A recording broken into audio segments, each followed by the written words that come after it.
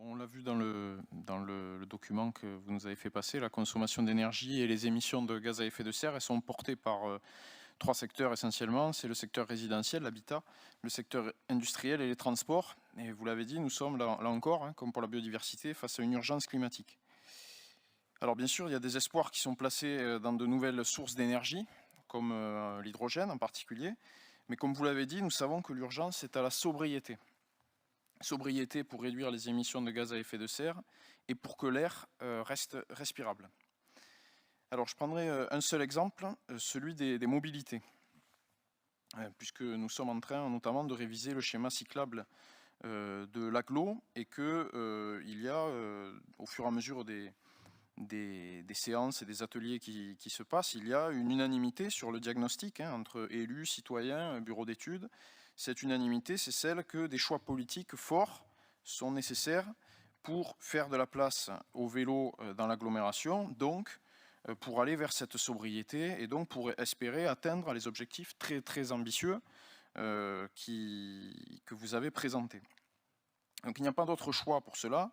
Et c'est là aussi un avis unanime, il n'y a pas d'autre choix pour atteindre ces objectifs ambitieux que de réduire de manière très importante la voiture individuelle d'un côté et de l'autre d'augmenter les déplacements doux et les transports en commun. Donc nous avons besoin, sur notre territoire, nous avons besoin de choix politiques forts. Nous avons besoin de choix politiques parce que, je l'ai dit, je le répète, il faut moins de voitures, il faut moins de stationnements automobiles pour avoir plus de place pour les déplacements doux et pour les vélos, donc pour avoir un air respirable et donc pour atteindre les objectifs de ce plan. Notre territoire doit impérativement devenir un territoire où l'on a intérêt à prendre le vélo ou les transports en commun plutôt que la voiture. Intérêt pour des questions de temps, parce que c'est aussi rapide ou presque, intérêt pour des questions d'argent, parce que c'est moins cher, intérêt pour des questions de sécurité, parce que les grands axes de parcours sont sécurisés. Donc, ma question, c'est, pour répondre à l'urgence climatique, allons-nous faire ces choix? Je vous remercie. Je voulais tout d'abord remercier Monsieur Rochedreux pour ce travail, qui est, comme il le dit, un travail au long cours, entamé déjà pendant les mandats précédents. Je souhaiterais alerter en fait notre Assemblée sur la nécessité de donner les moyens, c'est-à-dire de véritables moyens financiers qui permettent de répondre à l'urgence climatique et environnementale qui est soulignée, comme le disait Jean-Laurent à l'instant, par le dernier rapport du GIEC. Pour répondre à cette urgence, il en va de la menace, des menaces qui pèsent sur la biodiversité, sur la nature, sur la survie de l'humanité, comme c'était dit dans la présentation précédente. Cette urgence, pour y répondre, il faut vraiment y mettre les moyens. Et le problème qu'on constate à la lecture des documents qui nous sont proposés ici, c'est qu'en fait, dans la plupart des fiches actions, on a des financements zéro ou des financements qu'il reste à engager ou à mobiliser. Et je ne sais pas dans quelle mesure, avec des sources et des moteurs de l'action, les moteurs de l'action que sont les financements, tant qu'ils sont encore absents ou flous ou non identifiés, je ne sais pas comment on va pouvoir mettre en œuvre toutes ces actions qui sont au demeurant tout à fait indispensables et qui répondent à une bonne partie des préoccupations.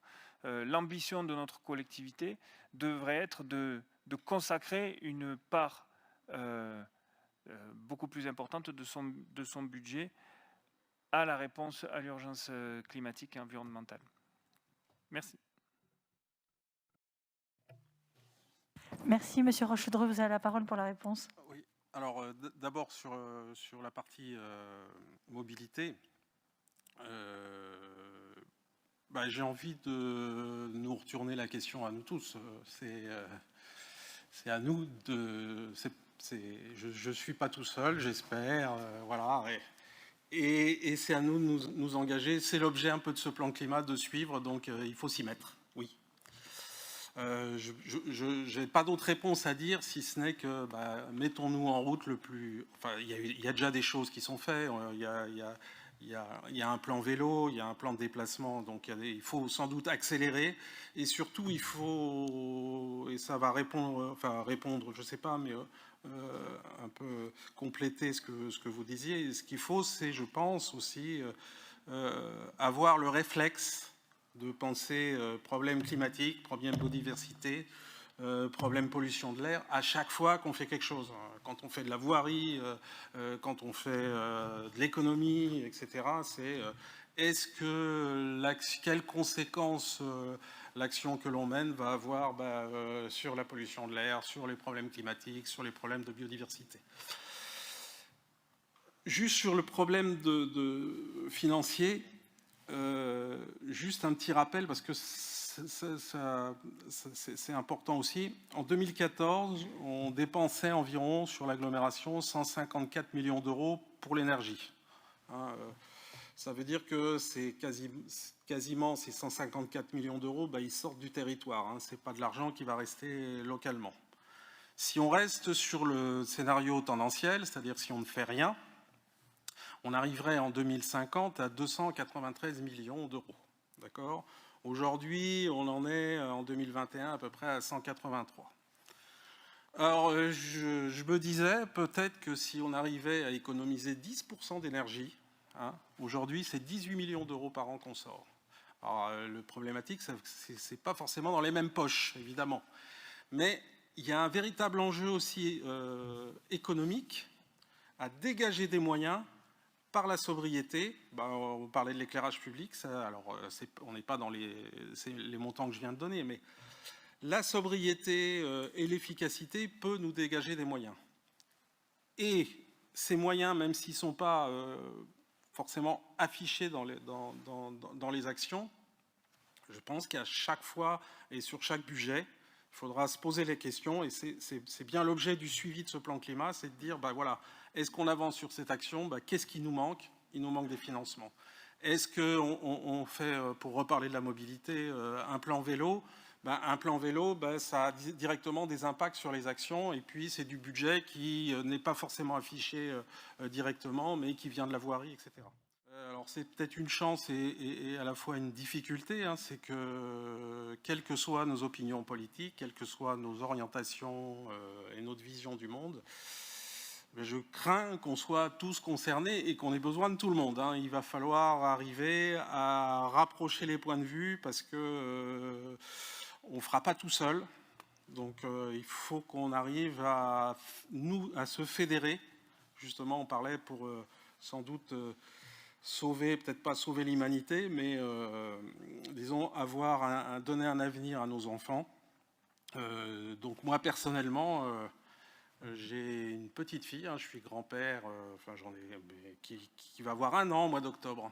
J'aimerais pas que dans 10 ans, dans 20 ans, elle me dise « mais toi, qu'est-ce que tu as fait ?» Pour moi, au moins, lui dire j'ai essayé de faire quelque chose un petit peu, voilà. Donc voilà, on est tous sur la même cordée. Là, il n'y a pas de premier de cordée ni de dernière cordée. On va avancer au rythme du plus lent. Donc il faut essayer si ça peut être une opportunité, de s'entendre tous sur des actions à mener pour essayer d'atténuer les conséquences de tout ça. Donc budgétairement, il va falloir réfléchir. Il y a peut-être des idées qui émergent. Par exemple, la Fabrique de l'écologie propose d'avoir des réflexions de budget, de mesurer l'impact de nos investissements de façon budgétaire sur le climat, sur la biodiversité. Ça peut être des pistes pour réorienter ou imaginer un peu différemment nos orientations budgétaires. Alors, ce n'est pas une réponse en disant je ne donne pas des montants, mais c'est pour ça que c'est important qu'on fasse un suivi et qu'on identifie bien les freins et éventuellement et surtout les leviers qui soient financiers ou autres. Monsieur Poujade a demandé la parole également. Ces types de plans, tout à l'heure, Jean-François, tu as évoqué les agendas 21, ça fait déjà presque 20 ans que j'avais entamé celui sur ma commune et je sais à quel point Jean-François est convaincu de ces questions-là, mais en fait, on est très loin du compte dans tous les cas de figure, quoi, hein. Je veux dire, sans moyen, l'écologie, c'est du jardinage, quoi. Et donc là, on présente un truc où c'est qu'on change rien. Tu parles de ta petite fille, mais quand on va faire des conférences dans les lycées, dans les collèges, pour en faire quelques-unes de ces conférences-là, j'espère que ta petite fille, dans 15 ans, elle te dira pas Papy, arrête de faire chier, laisse-moi aller au McDo, quoi. Parce que c'est ça qui se passe, malheureusement. Et en fait, nous, en tant qu'élus, on n'est vraiment pas courageux, on ne sait rien faire. Et on est des lâches complets, moi compris. Hein. Moi compris. On ne fait pas ce qu'il faut faire. On n'a aucune opération en rupture. On va dans le mur, c'est clair. Le rapport du GIEC, il faut attendre les corrections qui vont aller avec. Mais on ne va pas sur du plus 2 degrés. On ne va pas sur du plus 4, sur du plus 5. On va plutôt sur du plus 6, sur plus 7. Et on n'en a rien à cirer. Mais vraiment rien.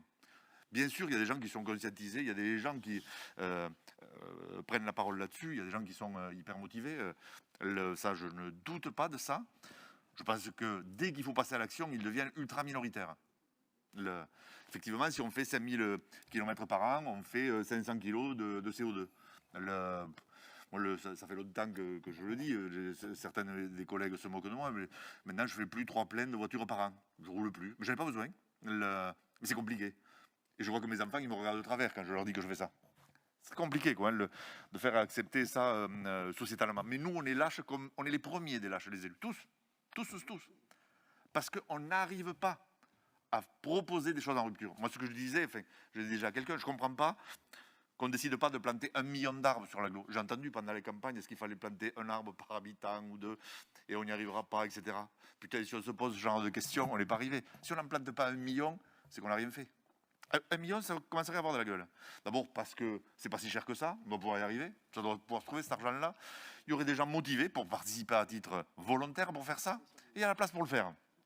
Ça contribuerait à la biodiversité, ça contribuerait énormément à la biomasse dont tu as parlé tout à l'heure, parce que je suis persuadé que le potentiel de biomasse, il est énorme. Et puis, il y a toutes les illusions techniciennes qui viennent là-dessus. Moi, je vois que là, en ce moment, il y a l'engouement pour l'hydrogène, et il faut être pour l'hydrogène. Mais dans le même temps, il faut comprendre que si tout est hydrogène, ça veut dire que tout est électrique. Alors, si tout est électrique, si toutes les voitures sont électriques, pour donner un ordre d'idée, et si on ne consomme pas plus dans 30 ans, si on ne consomme pas plus, parce qu'on espère consommer moins, mais déjà, si on arrivait à ne pas consommer plus, ce serait pas mal. Vous avez une idée du nombre de réacteurs nucléaires qu'il faut faire pour faire tourner les voitures? Il faudrait construire 200 réacteurs. L'ingénieur énergéticien que je suis, je sais à peu près ça. Et je vois bien que tous les gens qui travaillent autour de ça, tu as parlé de négawatts, mais il y a également le chiffre project de Jean Covici, c'est à peu près ça. Et je ne vois pas comment on va arriver à construire, pour la France, pour la seule France. Hein. Je me rappelle avoir participé aux travaux préalables qui consistaient à mesurer l'évolution des tonnes de carbone sur Midi-Pyrénées. Putain, on était les meilleurs. Alors, c'était à l'époque d'une autre région, c'est la plus petite région. En fait, quand on a regardé pourquoi on était les meilleurs, c'est parce qu'on a été la région qui s'était le plus désindustrialisée. Alors, je ne suis pas sûr que ce soit une si bonne nouvelle que ça, quoi. Alors, je vois, il y a une mode à financer les voitures électriques. Je pense qu'il n'y a rien de plus con que les voitures électriques. Mais bon, parce qu'on fait ça avec des batteries qui sont faites en Pologne au charbon, pour les Zoé, et on fait ça pour les grosses voitures, on les fait avec des batteries, toujours au charbon, en Chine. Drôle d'idée que de penser que les nuages ne vont pas arriver ici, quoi. Et ces trucs-là, ça ne marche pas. Par contre, la théorie, la seule qui fonctionne, c'est celle de négawatt. Et là, il n'y a personne qui est prêt. Il n'y a vraiment personne qui est prêt. Et nous, en tant qu'élus, on n'est pas prêt du tout. On n'est pas prêt du tout parce qu'on a une population qui ne veut pas ça. En fait, la question, après, il y a des croissances, il n'y a pas des croissances. Alors, j'ai vu qu'il y avait des gens qui avaient trouvé qu'on pouvait consommer moins d'énergie et continuer à croître. Ça, c'est encore des gens qui n'ont pas très bien compris ce qu'est un monde fini ou pas. Mais tant qu'on restera sur son niveau de veulerie, qui est le nôtre, tant qu'on ne se mettra pas des vrais objectifs chiffrés, en euros, et avec des indicateurs qu'on peut suivre, parce que je vois ça, il y a maintenant, y compris l'État fait ça, ils se donnent des objectifs pour 2030, 2040, et mieux encore, les plus ambitieux, c'est pour 2050. Mais surtout, avec pas de règles de calcul. Alors ça, c'est commode, parce qu'en 2050, bon, je sais bien que on cumule les mandats de plus en plus, mais en 2050, on sera plus très nombreux quand même autour de la table. Enfin, je l'espère. Donc ça veut dire qu'il n'y aura personne pour contrôler ça. Et ce que j'ai vu, c'est que depuis 2008, où je suis les indicateurs de tous les territoires qui veulent devenir territoires à énergie positive, la plupart d'entre eux, d'abord ils ne le calculent pas, ils ne l'affichent pas, mais pour moi qui essaye de le calculer pour eux, leurs indicateurs se sont presque tous dégradés. C'est-à-dire qu'ils sont moins positifs que ceux qu'ils étaient au début de la mesure. Donc, chers collègues, le PCAT, c'est un début. Mais si on ne se cherche pas des vraies actions, avec des vrais euros, le jardinage, c'est pas mal aussi.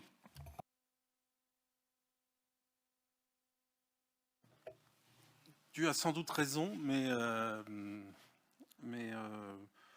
moi, je ne vais pas sauver le monde. Hein. J'essaye